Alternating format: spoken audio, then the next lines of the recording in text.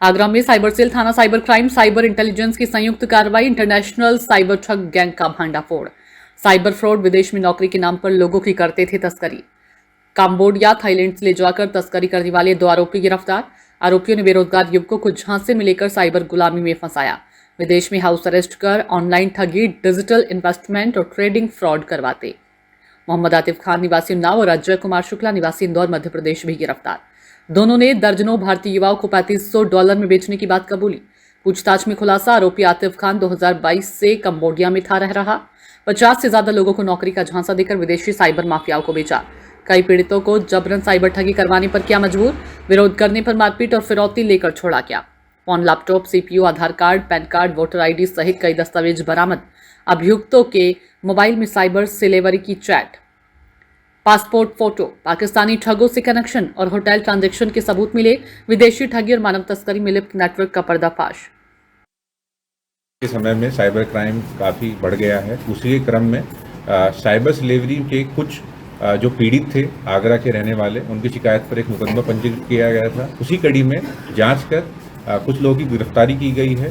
पूछताछ में कुछ चौंकाने वाले तथ्य सामने आए हैं, जैसे कि इंडिया में बैठे कुछ एजेंट्स नौकरी का झांसा देकर भोले भाले युवकों को कंबोडिया, लाओस, वियतनाम जैसे देशों में भेज देते हैं। वहां पर इंडिया के ही कुछ एजेंट्स $3500 से $4000 प्रति व्यक्ति के पैसे के लेकर इन लोगों को विभिन्न कंपनियों को बेच देते हैं और इनसे वहां पर साइबर फ्रॉड कराया जाता है। अभी 2 व्यक्तियों को गिरफ्तार किया गया है, जिन लोगों ने इस पूरी प्रोसेस को बताया है, कैसे इंडिया में भी ये 3.5-4 लाख रुपए लेकर लोगों को बाहर भेजते हैं और वहां पहुंचने पर एजेंट भी पैसे लेकर कंपनी को बेच देते हैं, जहां पर इनसे धोखाधड़ी, साइबर अपराध भारत में बैठे लोगों के साथ किया जाता है। सर, गृह मंत्रालय को भी एक मेल आया था जिसमें रेस्क्यू भी इनको किया गया है, वो क्या पूरा मामला है? देखिए, जो साइबर स्लेवरी के विक्टिम हमारे आगरा के, जिनकी शिकायत पर मुकदमा पंजीकृत किया गया है, उनके ही जो पूछताछ में कुछ तथ्य सामने आए थे, जैसे कि उन लोगों से जब ज़बरदस्ती ये सब कराया गया तो उनके द्वारा विदेश मंत्रालय को मेल किया गया और एम्बेसी ने मदद कर उन लोगों को वहाँ से रेस्क्यू कर वापस इंडिया भेजा था।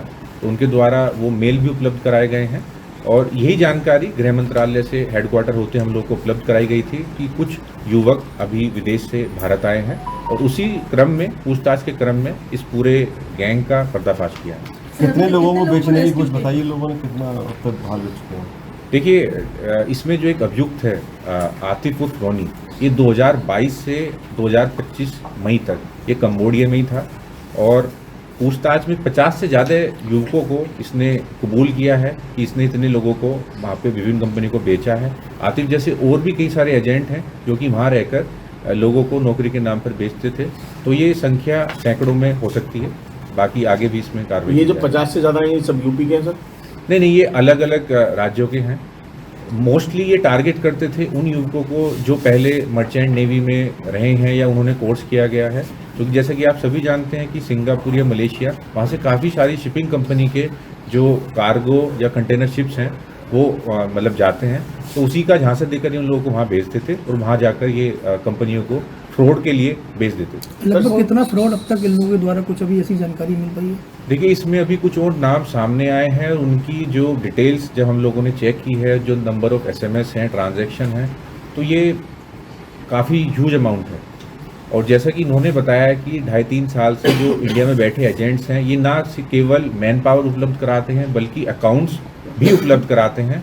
तो ये अभी तक जो इन्होंने बताया है, अभी इसकी पुष्टि करनी होगी, ये 500 करोड़ से ज़्यादा का ये फ्रॉड इन लोगों के द्वारा कार्य किया जाता है। सर, मानव तस्करी से जोड़ा जा सकता है इसको? देखिए, उसकी भी जांच की जा रही है कि जो भी इसमें तथ्य सामने आएंगे उसी के क्रम में फिर आगे इसमें वैधानिक कार्रवाई। अभी 2 गिरफ्तार हैं और कितने लोग हैं जो रडार पर हैं? देखिए, 2 व्यक्ति गिरफ्तार हो चुके हैं, एक तीसरा अन्य व्यक्ति है जो कि महाराष्ट्र के रत्नागिरी से अरेस्ट किया गया है और माननीय न्यायालय से ट्रांजिट रिमांड लेकर उसे भी लाया जा रहा है। इसके अलावा 3-4 व्यक्तियों के और नाम सामने आए हैं जो कि इंडिया में रहकर या फिर विदेश में रहकर इन लोगों के साथ में ये सब कार्य कारित कराते हैं। उन लोगों को भी जल्दी गिरफ्तार किया जाएगा, उस पर भी टीमें काम कर रही हैं। सर, इतना बड़ा जो रैकेट चल रहा है, ये बिना किसी सरकारी तंत्र के मिलीभगत से तो नहीं हो सकता? कुछ सामने आया? देखिए, अभी ऐसा कुछ सामने नहीं आया है, सभी पहलुओं पर जांच की जा रही है और जो भी बिंदु सामने आएगा उस पर वैधानिक कार्रवाई। ये आउट ऑफ इंडिया सर कौन कौन से देश इसमें मुख्यतः इसके पॉइंट रहे हैं? देखिए, पूछताछ में जो हमारे विक्टिम्स थे, उनकी पूछताछ में जो अभियुक्त पकड़े गए हैं, मेनली ये लाओस, कंबोडिया और वियतनाम। उनके कुछ जगह हैं, रिमोट लोकेशंस हैं, जहाँ पे इनके द्वारा बताया गया है इन्हें ले जाया जाता है और इनसे ये साइबर अपराध कारित कराया जाता है। सर पूर्व में भी जो लोग पकड़े गए हैं साइबर, उनका भी कहीं ना कहीं कंबोडिया और इन लोगों की जगह से कनेक्शन मिला था, तो क्या ये उसी गैंग के साथ मिलकर ये काम करते थे? देखिए, जैसा कि पूछताछ में जितना पता चला है कि जो ये अपराध कारित कर रहे हैं बैठे विदेश में ही हैं। इंडिया में बैठे हुए लोग इन्हें मैन पावर, सिम और अकाउंट्स उपलब्ध कराते हैं।